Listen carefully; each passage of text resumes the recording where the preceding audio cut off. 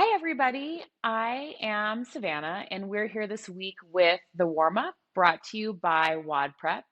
This week, we're here with a couple of special guests.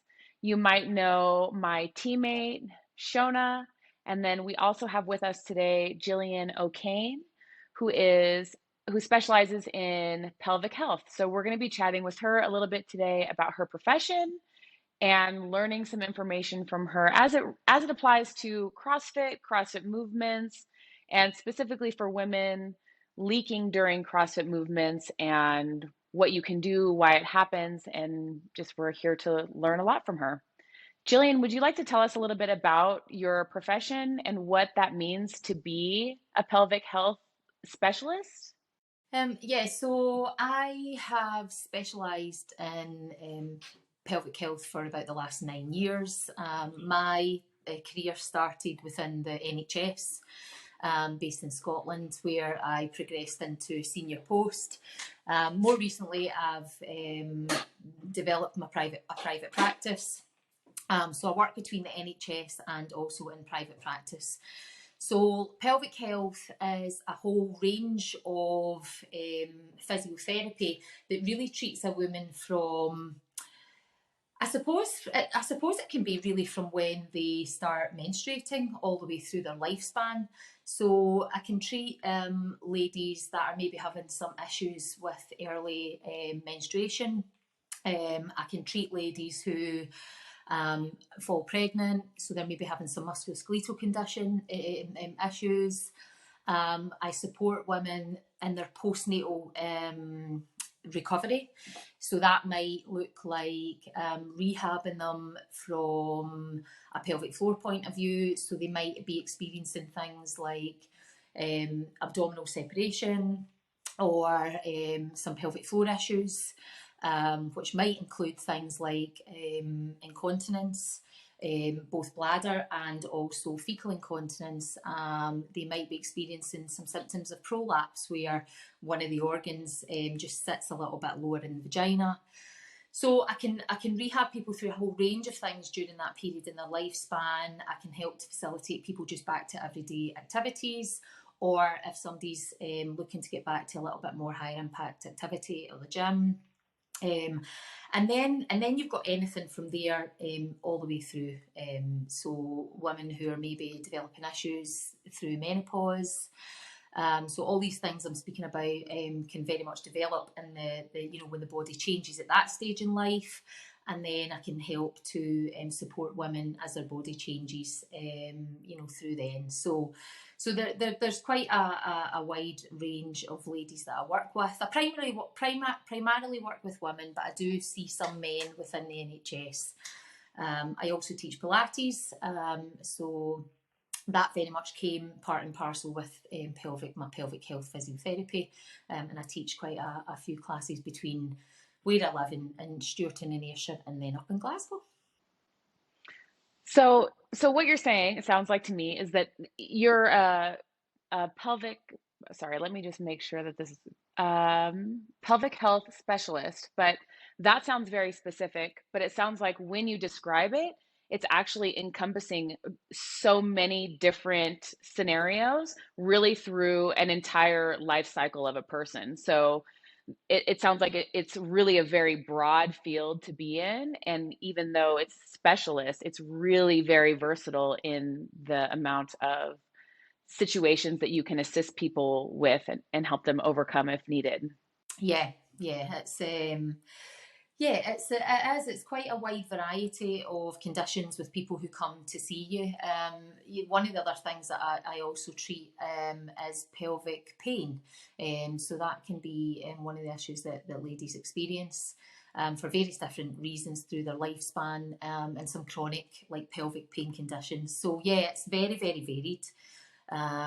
But it's a wonderful area to work in because it is so varied and you can make such an impact on someone's quality of life. And I think that the people who are probably seeking you out are very very grateful for your knowledge. Yeah. Well, hopefully.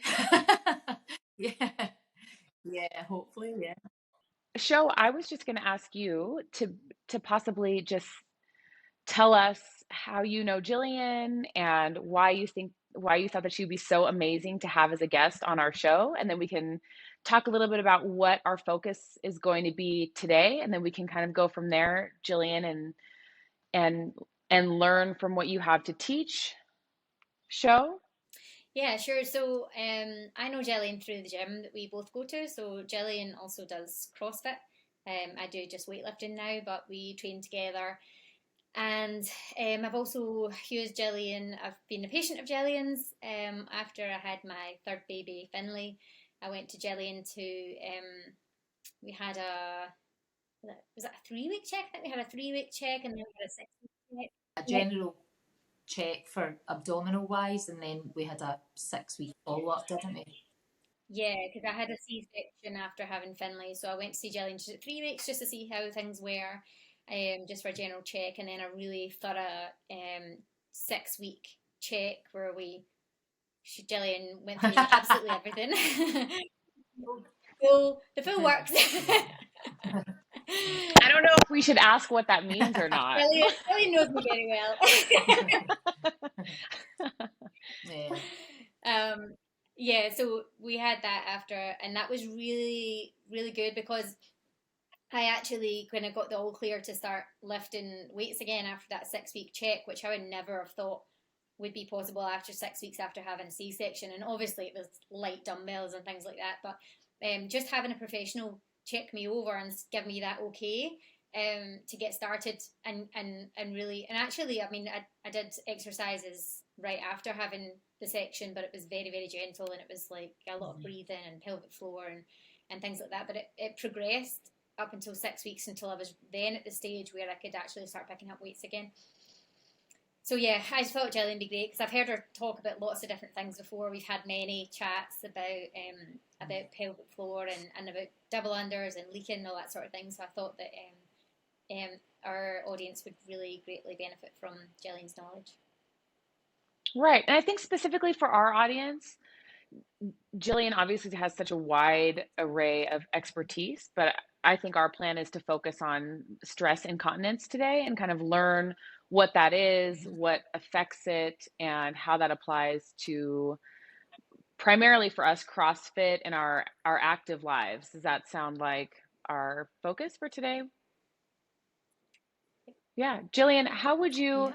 if you Mm-hmm. were just gonna, if you were just Yeah. gonna explain for our audience what stress incontinence is, can you give us your definition and what that means and how that sort of applies as we're getting started? So stress incontinence is obviously is in it's when the pressure from your intra-abdominal cavity through various different methods. So it could be just coughing, sneezing, laughing, or simply getting off the couch or getting off the bed, or high impact activity. So it's when that pressure from above, that intra-abdominal pressure from above, is basically superseding the support of the pelvic floor muscles underneath and the sphincters of the bladder. So it's when that pressure from above is just too much for the pressure, like for the support mechanism underneath to support that pressure, and therefore we lose urine out through the urethra. And I'm gonna say that I already have learned so much. I think I've never really thought about it too much in detail. And I know that you Uh-huh. have some statistics on the studies, but I will say that I've experienced it and it seems like for women in CrossFit, it seems like the majority, from Mm-hmm. my perception, that the majority of women have experienced that at some point or another to some degree or Mm-hmm. another. Some, very infrequent, and some it seems like it's a chronic thing that Mm-hmm. they're constantly trying to battle or that they have sort of like become worn down and have accepted. So what would you say as far as the percentage? I mean, if I say my percentage seems like it's very high, from your perspective with the numbers. I mean, I've got. I mean, mostly the stuff that's out there at the moment are from like surveys, like surveys that have maybe been sent out to so many women who participate in CrossFit. So So one particular survey basically reports, it was reported on 452 women, and there's the list of 17 CrossFit exercises within that survey, and the double unders came in at number 2. So there was 36.9% out of those that particular group that reported stress urinary incontinence with double unders. What else? Population postal study. So that was 1,415 women. So in that study, they looked at lots of different incontinence. So the prevalence of urinary incontinence in general was 39.9%. And of that, 1,400 people, stress incontinence was 24%. And another online survey with 322 people reported, so more than 80% of CrossFit participants in that particular study reported urinary incontinence, with half of those reporting moderate to severe leakage. So yeah, it's very common, and you hear it. We hear it in the gym, Shona. We hear it all the time in the gym. You see it online on social media, and you see it. You see people kind of chatting and reporting about it, like through other gyms. So I would say that, yeah, it's. Can I ask a quick question about I have a question because double unders is number 2. I would love to know what the number 1 movement was and maybe the number 3. Like, what were the So top 3 that, movements? I would like to yeah. know all 17, but So I'll refrain and just ask for the the see top the first, 3 I because know I'm the so first one, interested. which actually I was in. It was jumping rope. Oh, well, So is that just the same same thing. thing then? Yeah, that's the Because that same. was the first one that came up in the study, and then Yeah. double unders. Well, I guess that would just be Yeah. single unders, really, wouldn't it? Like, or any jumping, all encompassing, single, maybe it's like Yeah. any jumping and then specifically double Yeah. unders. And then running, Mm, jogging yeah. came up, and then box jumps. So that was kind of like the Oh, top, yeah. the top ones. And Gillian actually, sorry, I was going to say, Gillian, you have some interest in information on why double unders are so high. So yeah, so the kind of like the thought behind why there's an increase in leakage with that particular movement is because of the bilateral feet bouncing on the floor. So it's just giving that little bit more ground reaction force, which is more than like hopping from like single leg to single leg. I think that there's a rigidity with double unders, where you're keeping your body, like rigid in the midline. So therefore, like your kind of intra-abdominal pressure is just getting squished in the middle. So if you think about a balloon, like if you squeeze the top of the balloon, you're going to get all that sort of pressure bearing down into the pelvic floor. So that's another reason that people hold themselves quite stiff in their midline. And also, like if people are actually associate leakage with double unders, then the first thing that they'll do is, if they feel that they're going to leak, they'll pull their pelvic floor muscle in, and they'll draw their tummy muscles in to try and prevent the leakage from happening. So basically what they're doing is they're creating this cylinder, which is just getting compressed and squashed, and it just makes your leakage even worse. So it doesn't actually prevent the leakage from happening. It would actually make it worse in that respect. So those are probably the main things from a double under point of view, that the reason why they're so high, like high risk for urine incontinence. sure. Yeah, So there's a few like compounding yeah, factors. So the pressure is already what can create the incontinence to mm-hmm. begin with, and then the double under seems to have like an increased pressure Yeah, inherently. Plus the tension of being nervous about having it happen makes you even more tense and creates even more pressure. mm-hmm. But there was something that you said that I had never heard before, and that Mm-hmm. was about jumping off of both feet. So can I ask a question Mm-hmm. about that? Uh-huh. Mm-hmm. Okay, so if you were jumping rope and you were doing like that, that like single leg, like Yeah. one leg at a time, would it be less impactful because you are Um, alternating feet? your alternating feet, and also, like, I suppose your whole muscular system is adapting to that unilateral behaviour.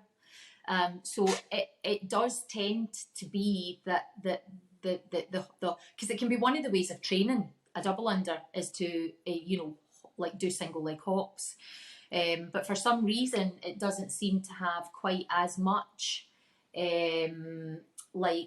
impact or intra-abdominal pressure from the thoracic area pressing down when you're hopping from side to side. It's almost like the So yeah, intensity is less. Like with 2 feet is yeah, the intensity, yeah, more it's intensity, definitely so it has less. slightly less pressure. It's creating less pressure. Yeah, Interesting. That's really interesting. yeah, What yeah. what would you Hmm. say Hmm. what would you say if you were to be, now that we've talked about it, and especially the impact of double unders, if somebody Hmm. came to you, and I'm going to let Hmm. you maybe put the parameters on the somebody, because I think that a woman can come to you with a few different Yeah. backgrounds, and I know that we've discussed this previously. So if you Hmm. took like your most common person and Hmm. kind of explained to us who they are, like what their athletic background might Hmm. be, and if they came to you for help, how would you start to begin to address that, or what advice would Hmm. you be able to give to your stereotypical or most popular athlete? So yeah, so speaking about an athlete who's yeah, I suppose we're speaking about somebody who's been in the sport for a while, who's already physically like fit and active within the sport of CrossFit. So somebody in that, like somebody like that, rather than somebody returning to the sport. So yeah, I suppose it's a difficult question because there's so many different things that we would look at, from the holistic person approach. Maybe you could just list So them, then maybe don't think so specifically of that common mhm, person, and maybe you could just, mhm, without too much stress, go through some of the checklist that mhm. you would address regardless of what that person's background is, and maybe that Yeah, could be a little more mhm, simplified and more applicable. yeah. So I would always have a wee look at somebody's general posture and positioning and movement. So I would always have a wee look at their back movements, hip movements. So just to get an idea of just their normal range of movement and whether they are restricted in any way globally. I would have a wee look at. I would look at their respiratory muscles. So I would have a look at their breathing, maybe in various different positions. The diaphragm, the relationship between the diaphragm, the abdominals, and the pelvic floor are really important in terms of um, maintaining pressures or coordination. So I would look at, how they were breathing. I would assess their rib cage expansion. Looking at that in various different positions just to see if there was any restrictions within that system. Um, I would have an idea about their abdominal tone and things just by having a look at their body. But and then I would also do an internal pelvic floor assessment. So basically that would involve a vaginal examination if the person was happy to go ahead with that examination. And that's a really useful part of the puzzle for me, because it tells me whether that muscle or that group of muscle is it flexible. And usually, if somebody's leaking with double unders, what I tend to find is that there's a rigidity within the pelvic floor. So basically, what that means is that obviously every muscle in your body needs to contract and relax for it to function properly. So I'd be looking at the contractility of the muscle versus the relaxation. So I would be looking at the flexibility within that system. And that would give me a bit of an idea what maybe we need to start to work on. As I said, your diaphragm and abs and your pelvic floor, they basically need to have this like dynamic sort of like relationship that coordinates well to maintain, intra-abdominal pressure. So we would be looking at possibly maybe down training some of that rigidness that they've maybe developed from their training or from other aspects of life. So that would probably be one of the things that I would look at, and I would get them focusing in on, trying to improve the flexibility and that dynamic relationship between that whole cylinder. So that's usually where I start first of all. And then, get them lengthening their pelvic floor, getting them working on anything that's maybe a little bit tight and holding tension, working on their breathing, using various different positions. And then, I wouldn't tell them not to skip, but I would try and have the discussion about what their thresholds are. So some people can double under, like some people can do 10 double unders before they start leaking, or some people can do 20 or 30. So it's having that discussion with the person to find out where the threshold is from a leaking point of view, and trying to guide them and educate them within a workout, where that threshold might sit. So, and that can be difficult because when you're in a workout, you're just skipping away. You don't want to be the person that's stopping or maybe doing something that's a wee bit different. So we're looking at thresholds, and then we're trying to integrate that dynamic relationship between that intra-abdominal cavity. We're trying to implement that into skipping. So if you're skipping at a much lower level and working on thresholds, you're trying to focus in on, breathing into the diaphragm, relaxing their belly, relaxing their pelvic floor, because we need those muscles for them to function well. They have to lengthen and contract. Whereas people who hold, they're just like held, contracted and rigid. So we've kind of got to reintroduce and get them to kind of like reverse some of those negative behaviours that they've fell into because they're frightened of leaking. So does that? Right. Yeah. So, It's yeah. So I have some follow-ups then. So some of this is obviously going to require a professional such as you with the examination and the detailed individual application. But you did mention a couple things that I think could be really helpful for people who are not able to see you specifically. And the first one is, so with the threshold training, how could somebody apply that? Let's say they did know exactly how many double unders they were able to do. And let's use your example as 10. So if Sho tells you, Gillian, I can always do 10, like 10 is consistent.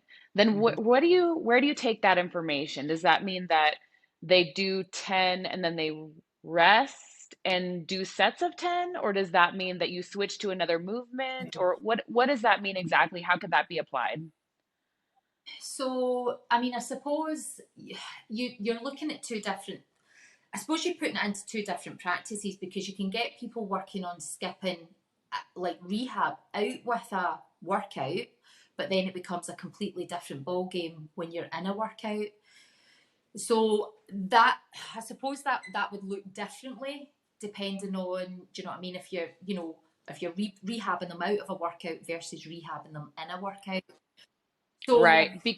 Because one has less other uh stressors, so they can focus on yeah, controlling the single factor of yeah. their sets without having that additional Mhm, fatigue on their entire mhm, body and also on their breathing that it sounds like makes a very significant impact. Yeah, I think I would probably, you would work with somebody out with a workout, like from a skipping point of view, to try and integrate that dynamic movement. So that would probably be the key thing to get them, because people lack confidence with that. They don't want to let their tummy go. They don't want to let their pelvic floor go because they're just scared they're going to leak everywhere. So education is really important, and then actually bringing that into skipping, but working at just lower thresholds so that they can get used to allowing their body to let go. And so then once they can get the confidence with that, and then you can work on building up thresholds. So they might do 15 double unders, and they might need to take a couple of minutes rest. But then 15 might be a wee bit too much, so they might need to bring it down to 10 and then have a rest and then bring it down further. So I suppose you're trying to work with the person's what they're reporting back to you. And as their body learns to adapt to the movement pattern, then you can start to increase the load, increase the reps, reduce the rest periods. And then, you know, because that's not all just going to switch on in a workout, but hopefully what the hope is that then it carries over into their workouts because they've learned all that new information. But again, in a workout, it's going to be different from just a rehab setting. So they might need to lower the thresholds a wee bit when they're in a workout. So you're saying that essentially you kind of start where you're at, and then without the stress of a workout, you can work on gradually increasing your tolerance levels and decreasing your rest. But when you go into a workout, it's likely going to be a little bit more reduced from that because of the stress of the workout inherently. But the other really important thing I'm hoping that you can elaborate on, because you've spoken so much about breathing and relaxing, what can you describe what that means for somebody if they want to try to use that or practice that? And Sho, maybe you can tell us a little bit about your experience, if this is something that you've learned or put into play, because I've heard a little bit about in the past like pelvic positioning, like if you're overarched, like if you have that like really aggressive tilt, and also kind of like relaxing your belly versus holding really tight. So I've heard whispers of this information, but I've never been able to hear it from a professional. So I'd love to hear your description for a lay person to kind of take away and maybe put into practice. Yeah, I mean, I think like people are so different, like that pelvic positions and stuff can absolutely have an impact on whether somebody has more control or not. But people are so varied that one thing could work brilliant for you, but actually the next person comes along and you think, oh wow, I've got this great tip that I can give to you, and it completely doesn't work. So you've got to just change your focus for that person. So, but I don't have any kids, so I mean, my core and pelvic floor, I don't have any issues with. But in my training, there is certain things that I would notice that are verging on the vulnerable side of leaking, including double unders. But because I know what to do in my own body, I can prevent it from happening. So for instance, like if I am in a workout and where double unders are in that, you know, the more tired you get, the more like tense you get in your shoulders, the more like grippy you get in your tummy. And there is a sense at the front of the urethra where there's a feeling that you might leak urine. So then what I do in that respect is, oh, right, I need to just let go of my bum, my back passage, my vaginal area, and my front passage, and I need to just breathe into my rib cage more. So that's what, for me, what works if I feel myself getting to that intensity point. I've never leaked during a double under, but you can see why people will leak, because you can feel the tension rise in your own body. But it's, for me, I know that I'm not going to leak if I just let things relax and work on opening up my diaphragm, which then allows this dynamic structure to, function better and withhold the load of that impact exercise. But for people who are obviously lay people, they don't. The automatic response is to pull everything and grip it in further. So it's having that confidence to let go. When You you know, describe that, I'm like, oh my goodness, if I I thought I was know. going to leave, the last thing I would do would be relax. Yeah. Uh-huh. Very counterintuitive. Or people Like, don't. Maybe people don't have like, you know. People are very different in terms of their awareness of their body. So maybe like the pelvic floor release doesn't quite click, but everybody can relax their belly.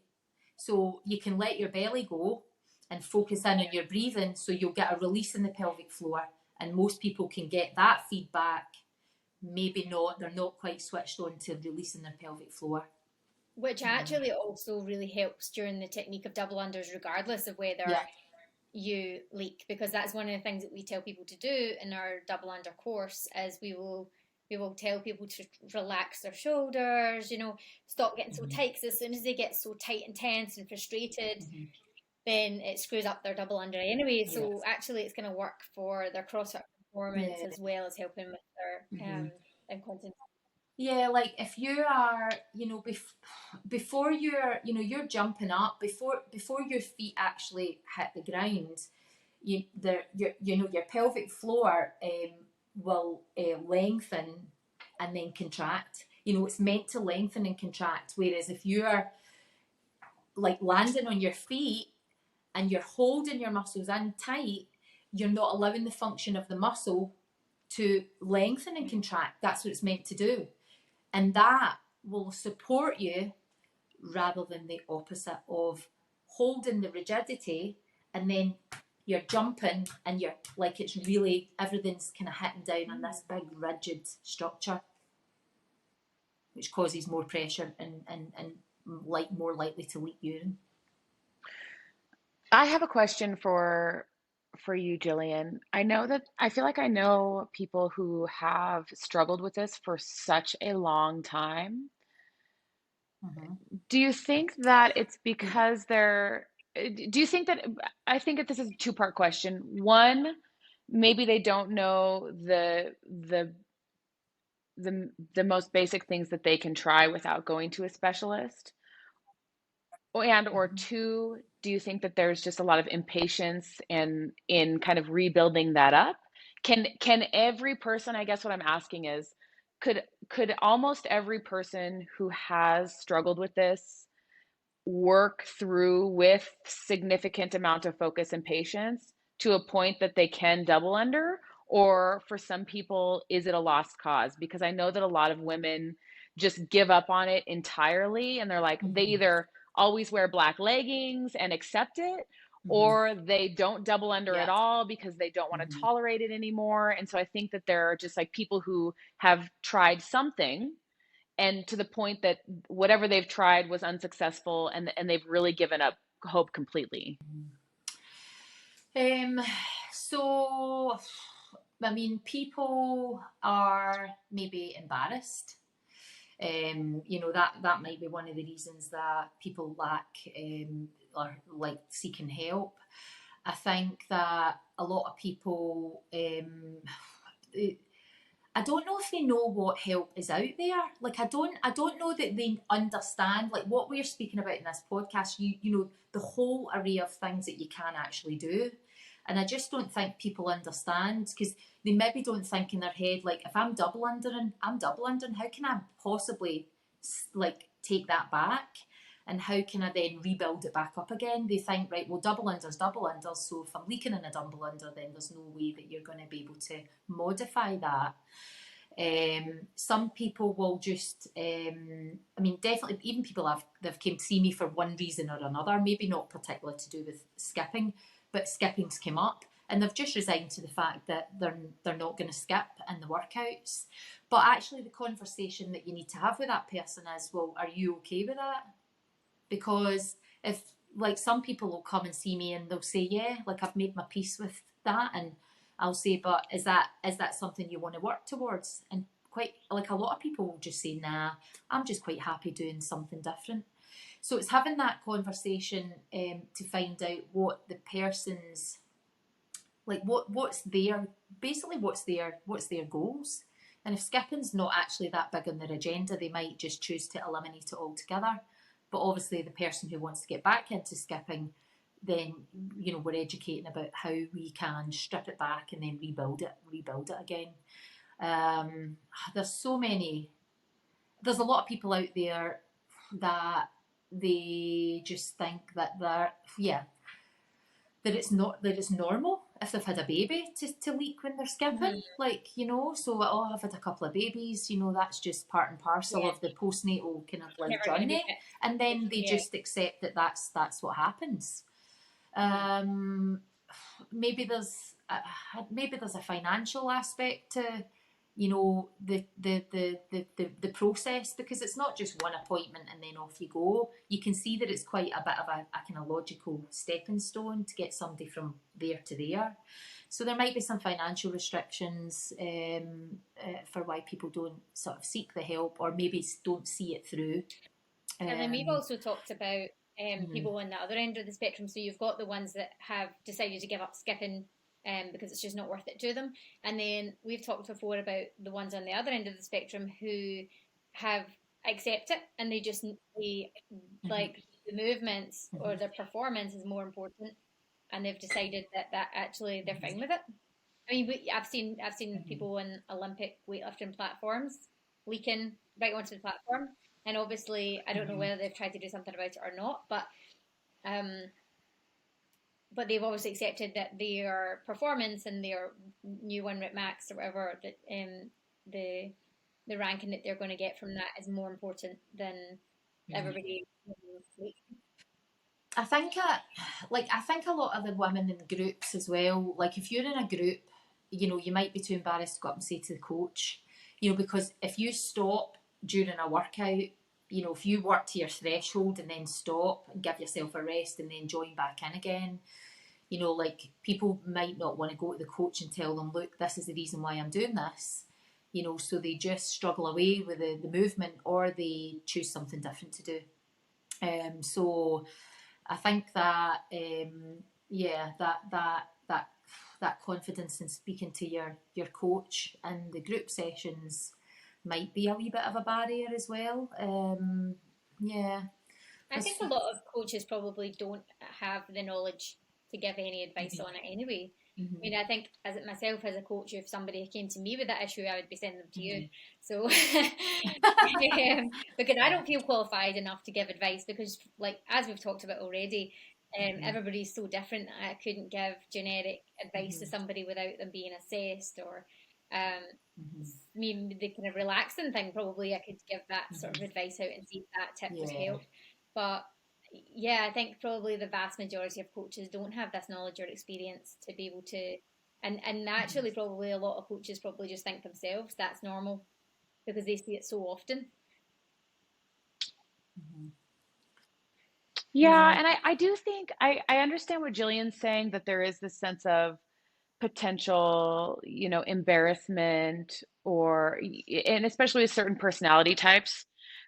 I also think that thankfully it seems in the CrossFit sphere where the people that you work out with really, like, they kind of see you at your maybe your worst in some ways, and there is, I think, a welcoming atmosphere in it as it becomes more popular, and women are like, oh, like, I'm wearing my black leggings, and like the whole gym knows what that means, and like, you know what I Yeah. Yeah, mean? or Like, they talk about to go and all the ladies run to the toilet. yeah, Yeah. yeah, and I think hmm at least hmm in that scenario, and I can't speak for the rest of life, so I can't speak for other hmm women outside of a CrossFit gym, who might be in a less community-based sort of fitness scenario, that I do think at least in that space, from my experience, that it does seem like it is known and accepted and not judged. I mean, Hmm. and maybe I've just been in very lucky hmm circumstances that's my experience. But like Show's saying, there isn't a lot of, there's not a lot of solutions. So often it is, to pick another movement, or to, they're going to make their choice of whether it's what the woman wants to do based upon her hmm goals.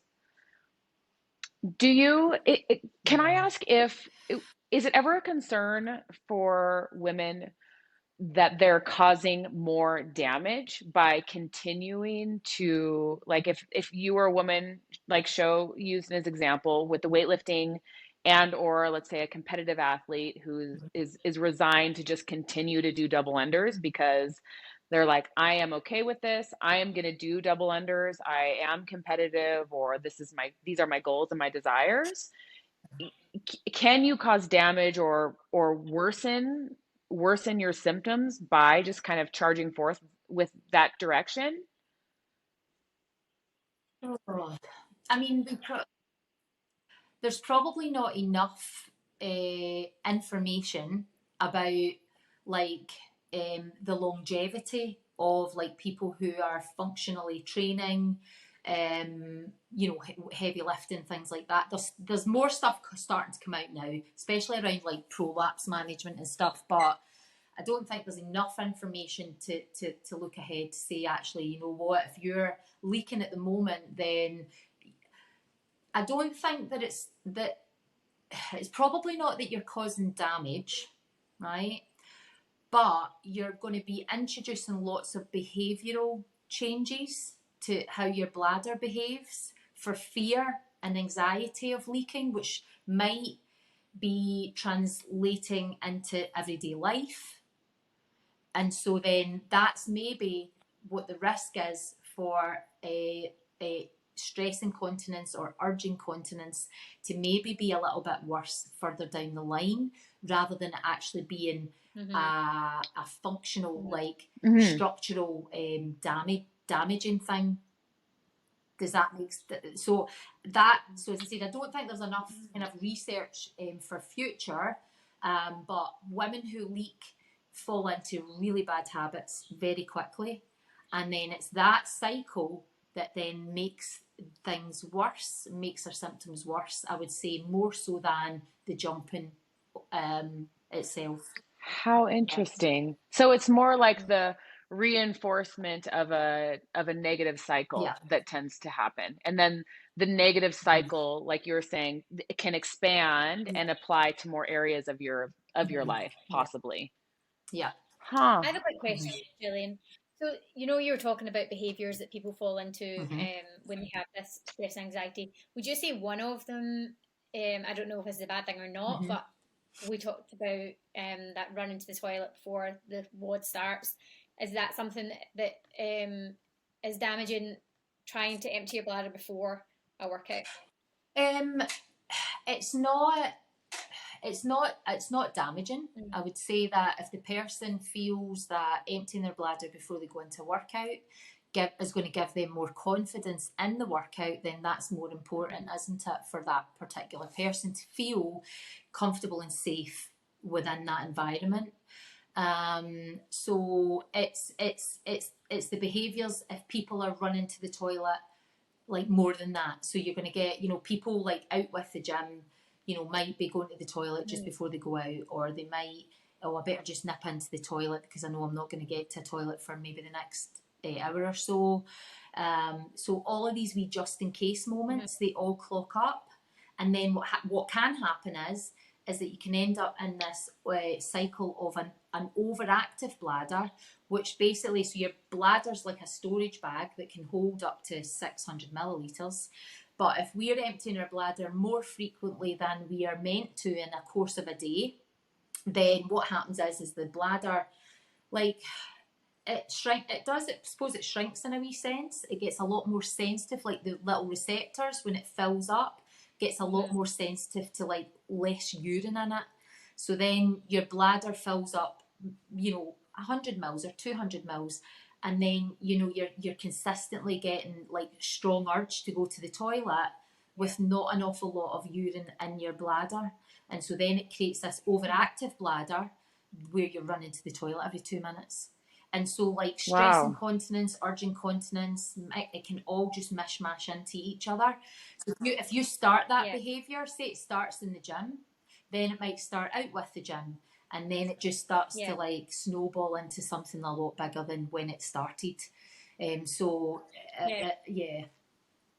the reason I asked, because I had heard that, could have been you, I can't remember, but I'd heard that those just in case, trying to go to the toilet before you're going out somewhere, and just in case you don't get to a toilet, I've heard that does become like that kind of more cycle. So, and that's something that was actually my strategy when I struggled with leaking during double unders, was just going to the toilet beforehand, and that was actually that's kind of solved it for me. I didn't have any issues at all, as long as I'd emptied my bladder beforehand.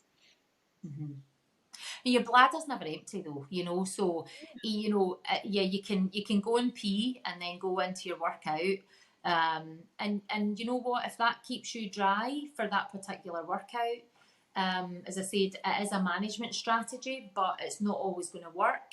if you are, you know, in a longer workout or you've got higher reps.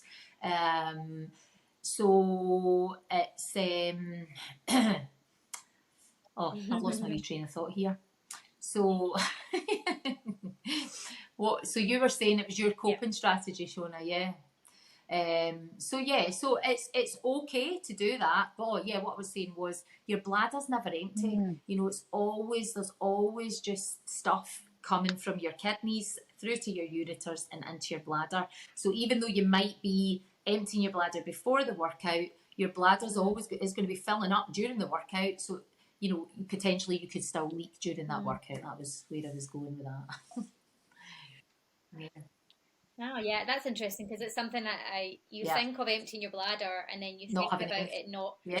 having it Mm-hmm. in again for another good while. That's, But I've yeah. never really thought about it Yeah. constantly Yeah, being it's in action constantly in like action all every the minute. time. Yeah. Seems obvious now you say Yeah, it. yeah, yeah. But as I said, it's not a it's not a bad thing to do. Like, you know, I think that that's okay. But then are you addressing the root of the problem? That's really what it comes down to. Like, people will fall into these wee behaviours of restricting their fluids or emptying their bladder just before a workout or wearing dark clothing or putting a wee liner on. You know, these are all things that women will do. And that might be just the habit that they get into, which might keep them leak free, or, you know, just maybe tiny wee leaks that they're happy to manage. But is that person okay with that? And at the end of the day they might be. Right. And that's what they fell into. So is that big enough to then seek help? Because they might think, well, actually, this is how I'm managing this, and so I'm okay. So it's just down to the person's perception of the problem, and how much of a problem that is for them. But using all these wee behavioural things might just be the thing that keeps them from coming to see somebody like me, because they think they're managing it. Right. And so, and really that's fascinating, because from the very beginning of our conversation, the first discussion that you had about kind of your assessment was like it's very individual at that level. And then as you kind of work through it, like obviously people's bodies are different and their histories are different and their movement patterns are different. So it's individual, even to the point that, you know, for some people it may not be perceived as a problem at all, and for other people it might be perceived as a very large problem. So it seems like for the entire discussion that it's really every component of it is truly a spectrum of where you're at and what's important to you, or what you're Yeah. okay accepting and not okay accepting. But that if you're not okay, Yeah. that there are a lot of tools on multiple levels. Like the behavioral aspect I'd never even considered at all, and how they Yeah. all layer together Yeah. to create a problem or reduce and eliminate a problem. Yeah. Yeah, definitely the stress incontinence and urgency can all sort of mishmash into each other, but it's a cycle of ultimately women are frightened of leaking, isn't it? So, you know, when you're anxious or frightened of being incontinent, then you're gonna fall into these behaviors very quickly. And so, like, usually with women who are maybe starting to find that they're leaking at the odd occasion, you know, and is get help sooner rather than later, because you can quite often, with all of this education that we're chatting about tonight, like you can quite easily nip things in the bud, and it can just be lifestyle, fluids, you know, education about how the bladder works, you know, what normal values look like, how much fluid should we be drinking, you know, talking about these wee behaviours that people fall into, because then they recognise it in their own bodies. So then they know, oh, right, okay, I can do this, and this to help this. So I always encourage people to seek early intervention with any pelvic floor. Well, for anything really in your body, but for any pelvic floor dysfunctional problems, is seeking early intervention definitely has you know, a greater impact sooner. Whereas if you're 5-10 years down the line with a big overactive bladder that's very leaky, you can see how difficult that can be to reverse. It can be done, but it's just going to take a bit longer. So yeah, early intervention's a key. Wow. I feel like I already knew getting into this just based upon some of your notes that like every note was pretty fascinating, but I really feel like I have learned so much. Like, and Sho probably knew most of this already. And I'd be curious, Sho, No, actually. oh, really? Oh, okay. I was just gonna Yeah. say I'd be curious to know like what your perceptions were. And I mean, thankfully you had Jillian, you knew her and kind of knew her background and the abilities that she had to help, but just like what maybe just how you address like what your symptoms were and what your process was, if you have any last minute um like experiences to share with everybody, because I'm curious, honestly. It's really just for me, truly. Yeah.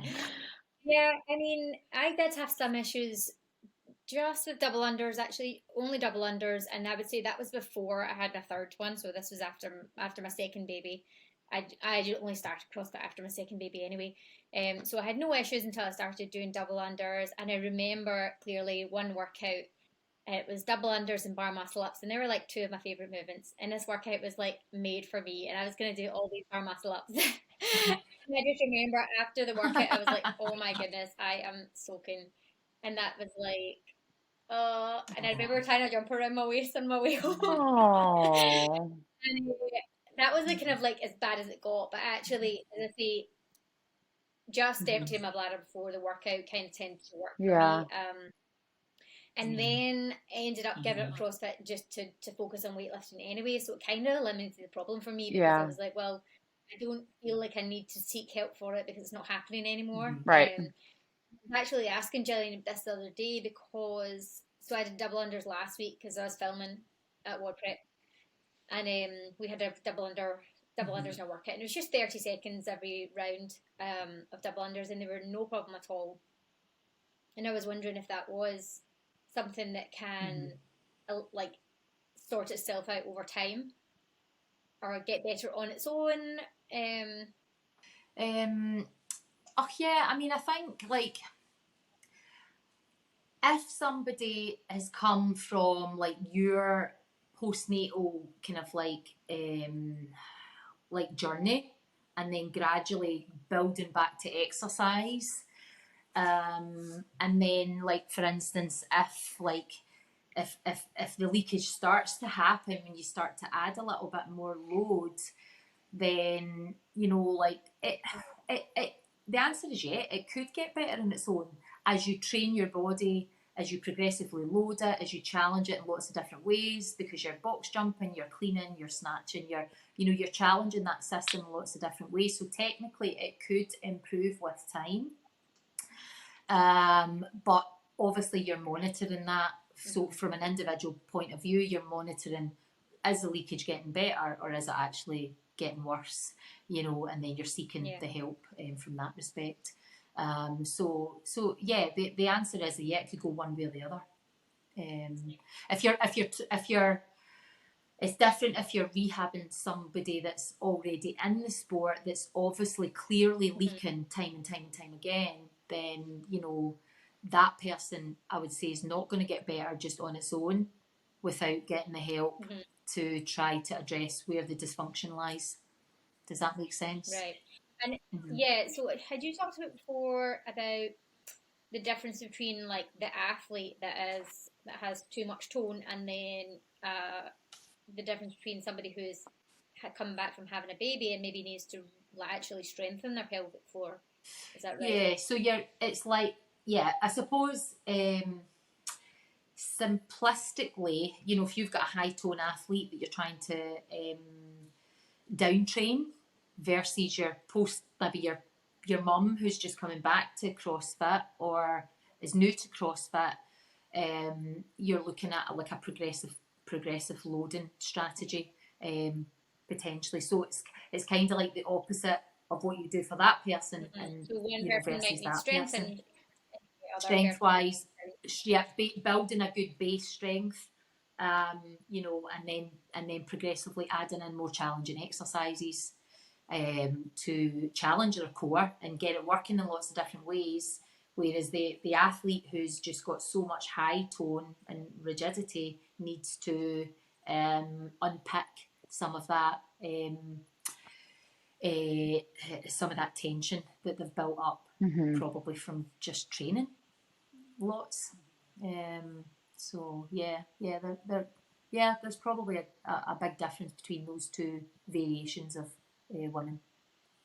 Well, I feel like Sho and I could come up with hypothetical scenarios to throw at you for the rest of your evening, but I feel like we've covered so much that I know it's probably just wonderful for, Yeah, no, I think that is this good. topic in Mm-hmm. particular, it's nice for women to feel, that they're not alone Mm-hmm. and that there are solutions and kind of understand that spectrum that we've talked about now on a few different Mm-hmm. levels, just to know how many different things could be addressed Yeah. and that there is help for all of those things if Mm-hmm. it's important to you, and kind of the timing of when to seek help if it's something that is really important to you. So Mm-hmm.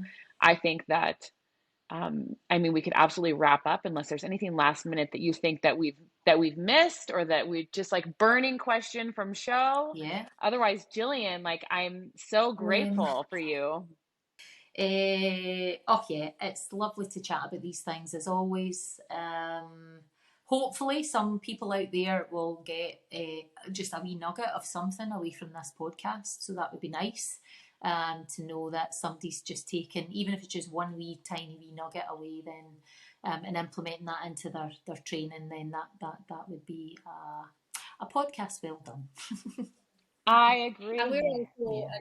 wanted to say that we are also going to add this podcast recording into our new Double Under Pro course, because I think this would be like such a great resource for people. Mm-hmm. If they miss the podcast and they don't happen to see this one, that they're going to have that within the course Mm-hmm. as they work through it. Then they'll get a chance to watch it and learn a lot, Yeah. that we don't know as coaches of double unders at Mm-hmm. WODprep. We have this expert Mm-hmm. chat on here as Yeah. well, so that's going to be really useful. Yeah. Lovely. Well, lovely to meet you, Thanks, Savannah. Jillian. And also to you. Gosh, it's really been a pleasure chatting with you Yeah. both. Thank you. And I think that's probably all we have. So if we just want to say goodbye to our listeners, you guys, thank you so much for tuning in and chatting with us and learning today.